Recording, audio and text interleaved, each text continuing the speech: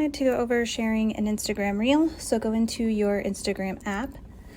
Then you'll want to go ahead and click on the plus side in your Instagram app and select reel. From there, you can open up your camera, find out what you want to record. Some people like to choose their audio first. So if you want to choose your audio, you'll click on the little music sign.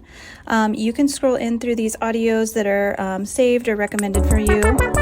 So this is one example of audio that you could use. You could go through a couple different of them.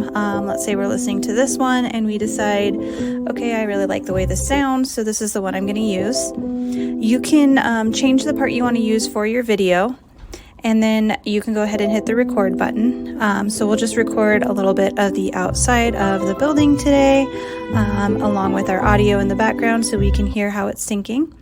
Once that's recorded, go ahead and hit the next button. That will give you a preview of what your video looks like, so you can decide if that works for you or not. And once you've decided that you liked the way that that looks, go ahead and hit next again. This is where you will write your caption. So we'll just say fun day at work inside or a fun day inside. And once we've got our caption written, we can do a couple different things.